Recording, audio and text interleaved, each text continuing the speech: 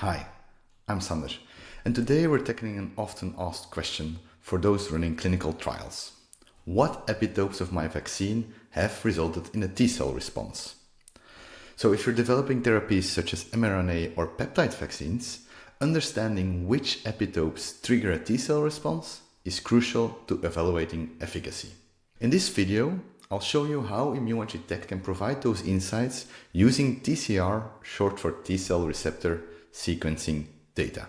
Today we will be focusing on a SARS-CoV-2 use case, and we will be using the data presented in this interesting paper.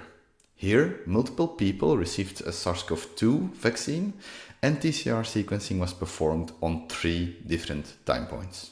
Once you've collected your T-cell receptor sequencing data, you will typically run it through tools like myXCR or Trust4 to assemble the T-cell repertoire. Once you have the clonotypes, you can switch to ImmuneWatch DETECT, a command line tool to annotate the specificity of your T-cell receptors. To run the program, all you need is an input dataset, an output file name, where you have to specify what database you want to use, and a license key. ImmuneWatch DETECT supports a variety of file formats, so integrations with your current workflow should be simple. After launching it, ImmuneWatch DETECT uses machine learning to identify the epitope specificity of your whole T-cell receptor repertoire. And this kind of annotations give you a detailed map of the TCR epitope interactions. So it took us around 1 minute to completely annotate this dataset, and once the analysis is complete, ImmuneWatch DETECT provides a TSV file, which you can analyze further using your favorite data analysis tools. I'm going to share here that I love using R, but if you really want to, you can also use Python or Excel.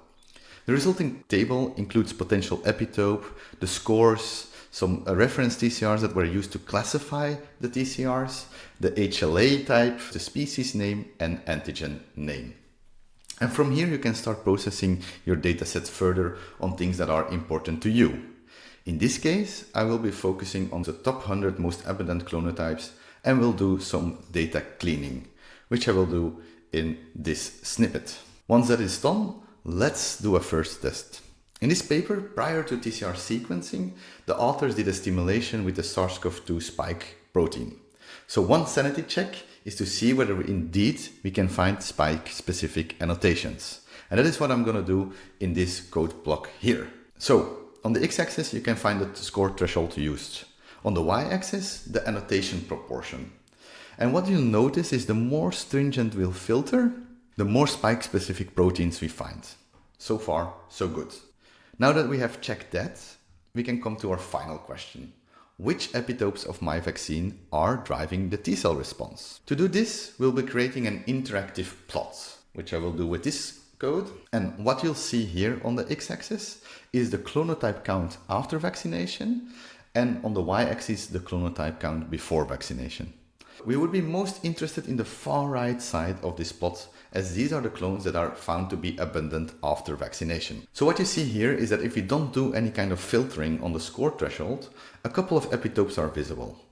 But the more stringent we filter, the less epitopes actually remain. For example, if we filter on 0.25, there are 3 remaining epitopes, with one very prominent one, namely this TFE epitope. So in summary, looking at this data, we found 3 epitopes to be particularly prominent in driving the immune response, namely this TFE epitope, TPI epitope, and the YLQ SARS-CoV-2 spike epitope. So today I showed you that by using ImmuneWatch DETECT, you're able to pinpoint the exact epitopes responsible for the T-cell response in your clinical data. This not only helps you in verifying if your vaccine is effective, but also offers insights to refine or optimize your therapy. If you're ready to try out ImmuneWatch DETECT yourself, or if you want to rerun this tutorial, then head over to www.immunewatch.com/detect. Thanks for watching and see you next time.